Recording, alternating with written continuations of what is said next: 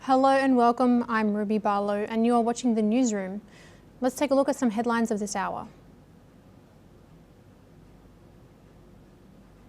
The US budget airline Spirit has collapsed as a casualty of hikes in prices of airline fuel from the blockade in the Strait of Hormuz. Other American airlines Delta, United, JetBlue and Southwest are capping prices for Spirit customers that need to rebook. US President Donald Trump has said strikes on Iran could restart if they misbehave. The pause on strikes now enters its fourth week, however no peace deal remains in sight. Trump's announcement of withdrawals of American troops from Germany has raised alarms in Congress. Democrats have registered their opposition, whilst top Republicans have said they are very concerned and that the decision could undermine deterrence and send the wrong signal to the Russian President Putin. The USA announces a withdrawal of approximately 5,000 out of the 40,000 troops stationed in bases in Germany. Germany has said that this move was anticipated, whilst NATO says they are working with the US to understand the decision. OPEC Plus members meet today and are expected to rise June output quotas by 188,000 barrels per day. However, most members are not able to meet these targets due to the closure of the Strait of Hormuz. This comes after the shock exit of the UAE from the oil cartel. Russia's Primorsk port hit by strike. The Primorsk port on the Baltic Sea has been hit by strikes from Ukraine, temporarily starting a fire. Ukraine has said it hit 2 tankers near Novorossiysk. The Taiwanese President Lai Ching-te begins his previously postponed Eswatini trip. Eswatini is Taiwan's only diplomatic ally in Africa. China has responded by calling the president a rat who skulked there. Ruben Rocha, governor of Sinaloa State in Mexico, has stepped down after allegations from the US government of ties to cartels. He denies the allegations. The US is also targeting other Mexican officials in an indictment.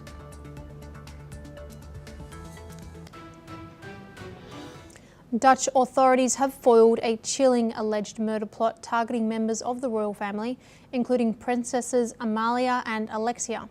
Prosecutors say the suspects were inspired by extremist Nazi ideology and had discussed plans to carry out a high-profile attack.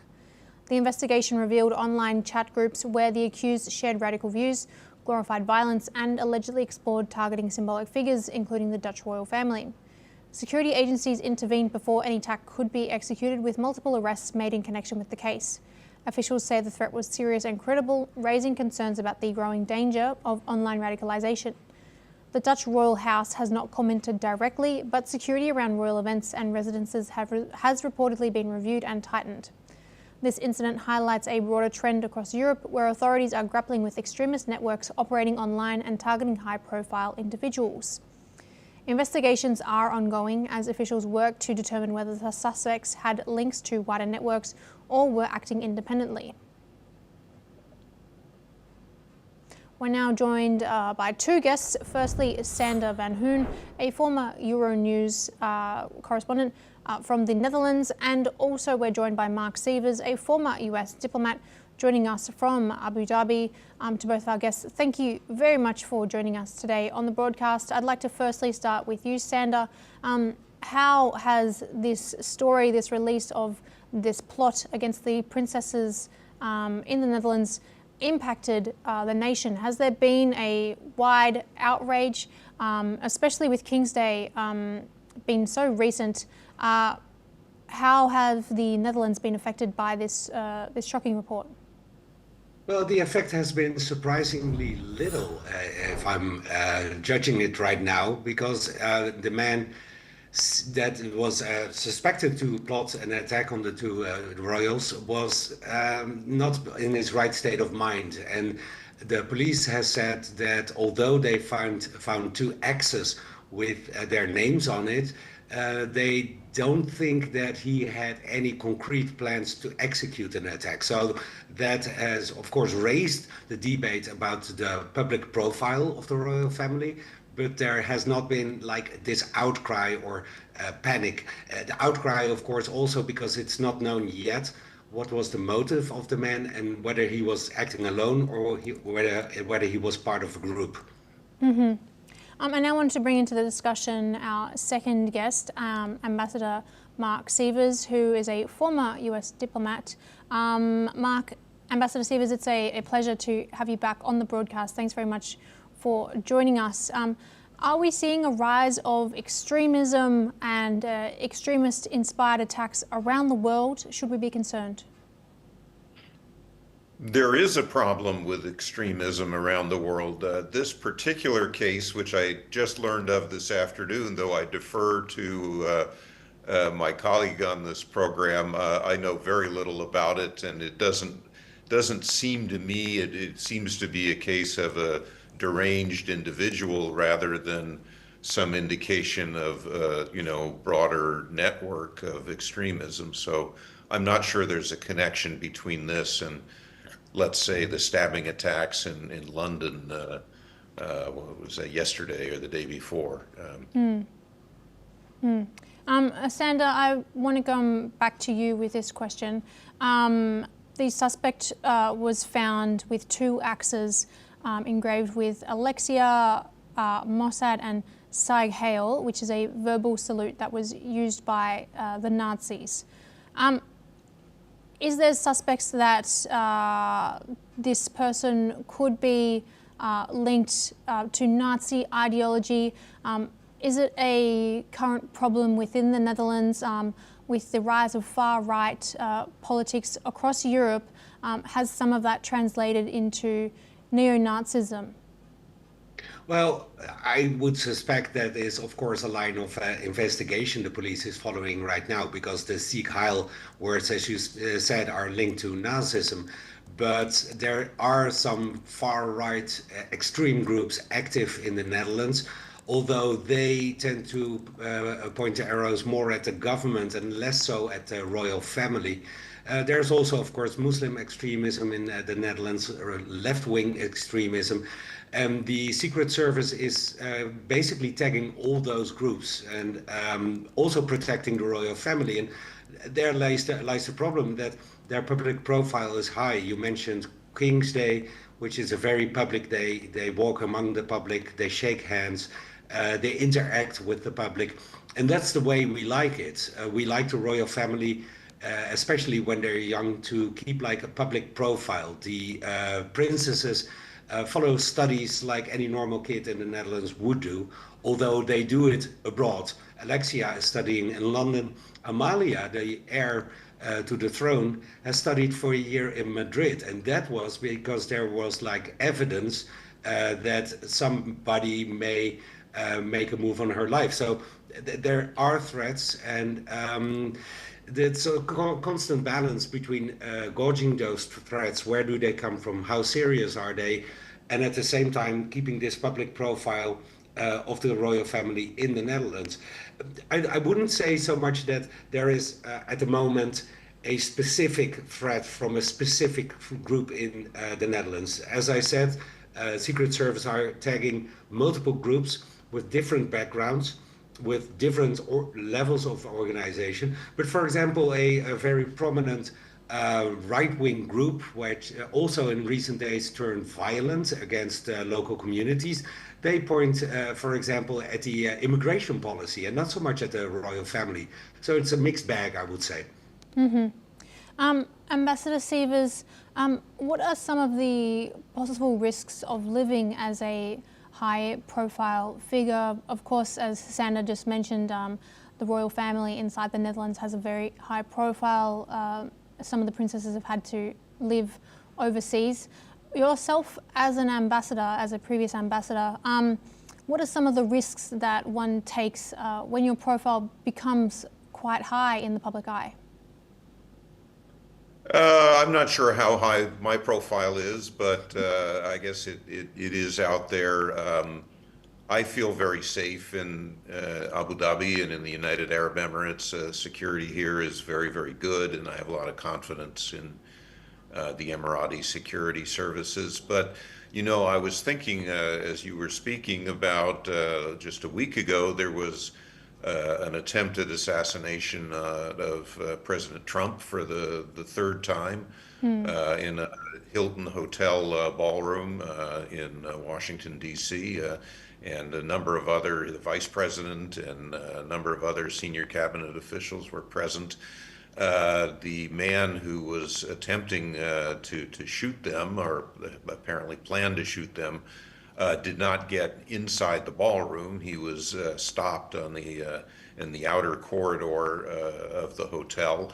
But I think the president made an interesting observation. Somebody asked him, why are you so often repeatedly targeted? And he says, well, they go after people who have an impact, and certainly he has an impact. So I think that is a factor. If you have a high profile, we clearly have an environment where there is some justification of, I think, very wrong-headed justification of political violence. And there are clearly people who are disturbed, although that's always been the case. And they seem to be attracted to targets that somehow they think may achieve some sort of broader purpose or get them attention. It's hard to know. Every case is different, but it's a disturbing phenomenon for sure. Most definitely. Sandra, I want to come back to you with this. Are we hearing anything further about the motives behind the alleged plot or the writings that he was making? There's been apparent notes of surveillance of the princesses. If you could speculate, would you think that it is a case of ideologically motivated, an attempt at ideologically motivated violence, or perhaps an obsessed person, as the ambassador was saying? Well, I have to disappoint you there because I'm not in the business of speculating. But the problem that there's several things that you want to know, of course, like what is the motive? Has it been like ideologically motivated or not? Was he part of a group or not? And those questions are still out there. There has been little communication from the authorities about this. And what I do know in general, covering attacks like these, because there has, for example, been an attack in 2009 where a single person drove his car into a crowd where at that time the Queen of the Netherlands was also attending, and 8 people got killed, and that was a lone wolf. And reporting on security incidents like these, I know that lone wolves are the most problematic because they, of course, have varying degrees of derangement, varying degrees of professionalism in executing their plans, but those are very hard to find by the security services. If you have like an organized group, you probably follow them, you have chatter that you can tap into, which is not to say that those groups are not dangerous, but I know in general that security services are far more worried about lone wolves, because look, what we had here was somebody with 2 axes with names on them. Even if he didn't have any concrete plans to execute something, it's still worrying, and there may be other peoples out there. Like Mrs. Seaver said, 3 attempts on the life of the American president. 2 of those were apparently lone wolves, and Secret Service, I don't want to make a comparison between the level of professionalism here in the Netherlands, but I would say that the American Secret Service, they do know what they are doing, and if they are not able to prevent such a plan from being executed, that says something. And that is the problem with lone wolves. And all things that I know about the investigation so far points to this man being a deranged lone wolf. Mm-hmm. Sandra, what it is, you mentioned there's some previous attacks, previous attempts at attacks on the Dutch royal family. What is it about the Dutch royal family that makes them a target for ideologically motivated violence? Is it them as a symbol? Is it them as a political symbol, as a cultural symbol? What is it? Is it their profile? What is it that makes them a target in this type of attack? Well, but technically, the Dutch royal family is the head of the government, but in the Netherlands, they are not seen as such. It's more ceremonial.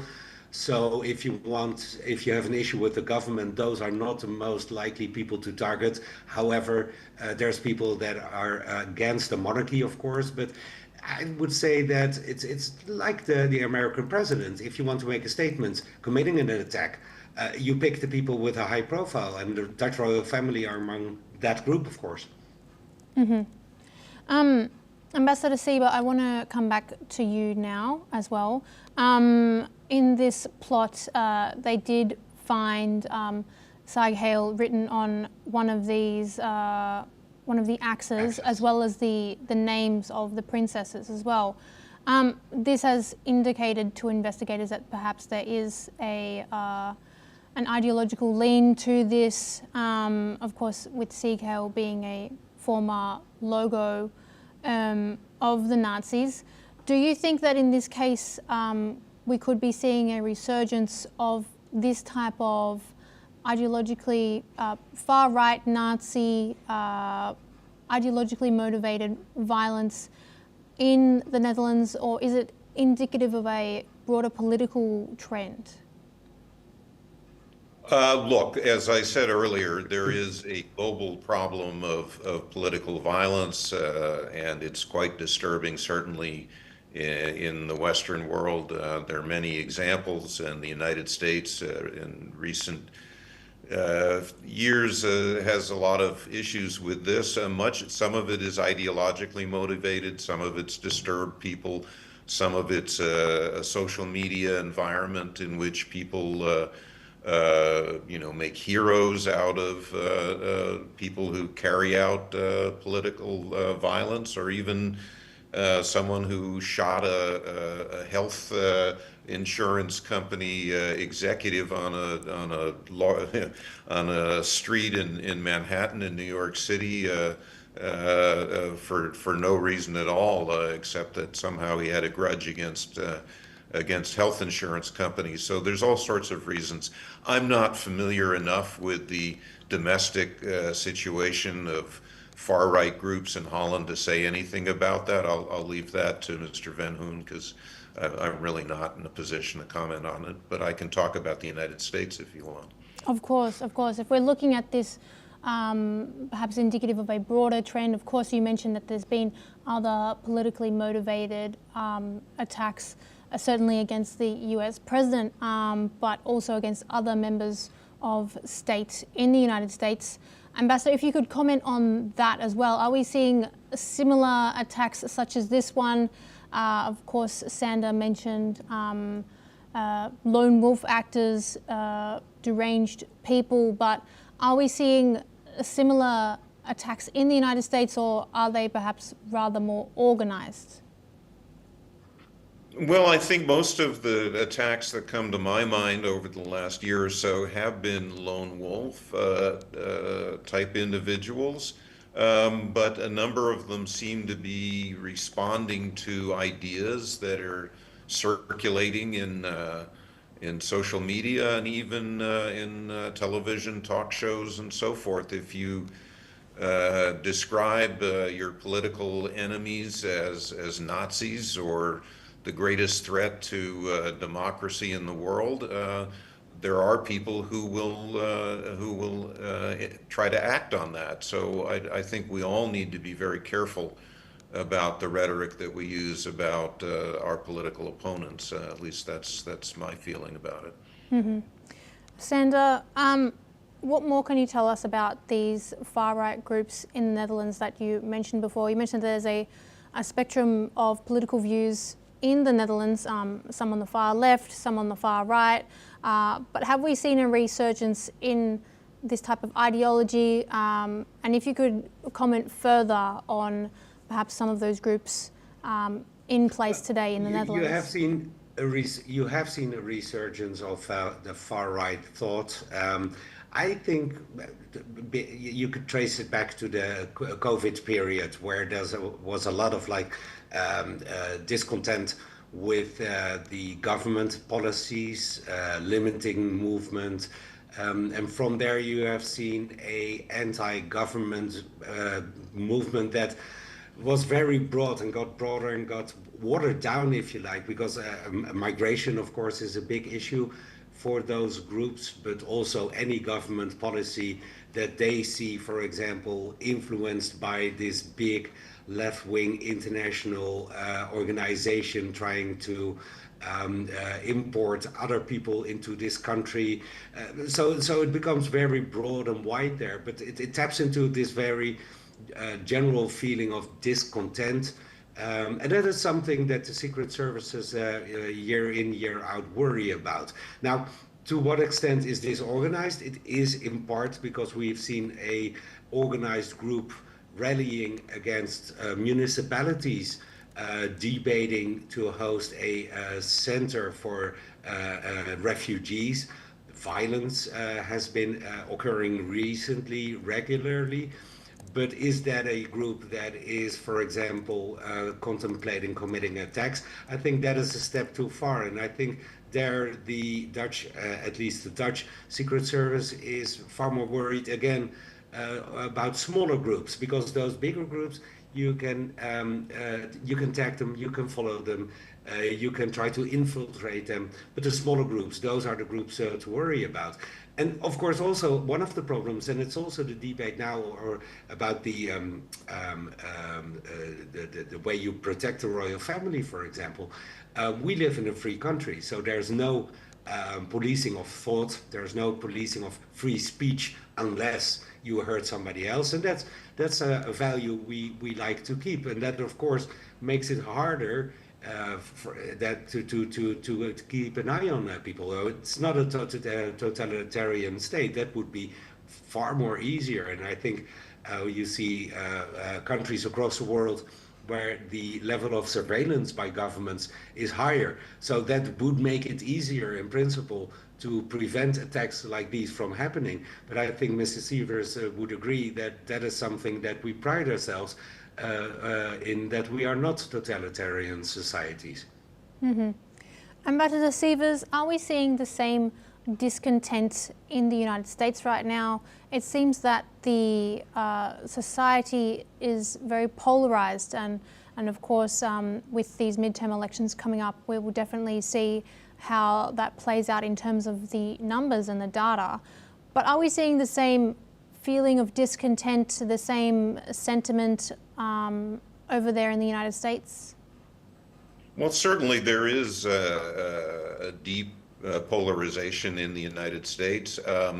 I will note that though that American elections generally are conducted without violence. I know in the 2024 elections, there were presidential elections, and the general elections, there were concerns that there might be violence around the polls in some areas. It didn't happen.